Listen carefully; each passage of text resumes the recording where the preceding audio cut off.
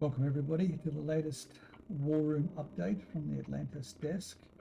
I'm Rob Kennelly and I'll be bringing to you updates from the Salty Sharks Uprising multiverse. In particular today we're going to be talking about whale sharks. Whale sharks are an endangered species. They're the largest species of shark and the largest fish alive today. Circumglobal distribution occurring in all warm and temperate seas other than the Mediterranean. They're a migratory species. There are a number of coastal locations. Predictable aggregations of whale sharks occur at certain times of year. These are often referred to as whale shark seasons, and normally associated with a local burst in productivity such as coral or fish spawning events.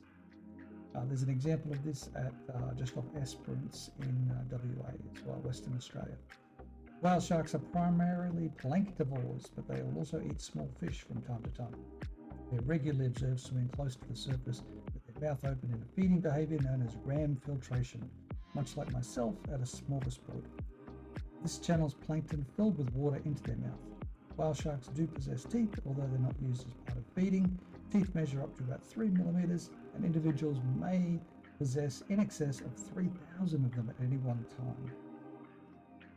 Whale sharks generally have an average weight of around 15 tons. Maximum weight of 30 tons, average size of 10 to 12 meters, and a maximum size of 18 meters. The average lifespan is not known, although they are believed to live to up to around 100 years. What's interesting is what little is known about whale sharks. We know that they give birth to live young.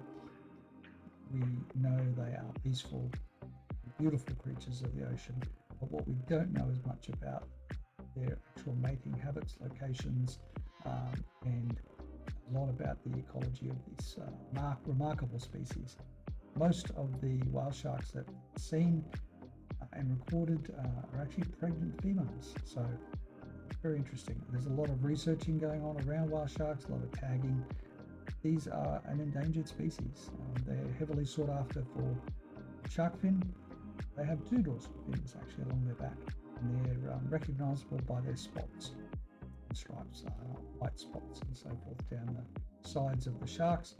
And it's believed that each shark is unique in terms of the pattern of the spots and the stripes along the side.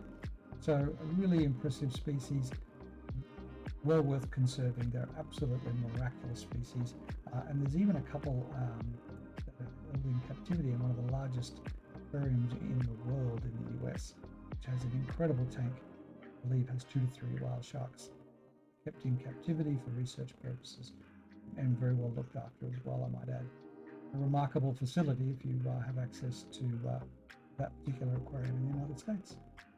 More to follow. Don't forget the whale shark called Shark Tank, a great feature of the lore and origin of Salty Sharks Uprising. You can read all about it at our lore page on our website, www.saltySharks.io/plot and comics. Check it out, check us out, and stay tuned for next week's episode.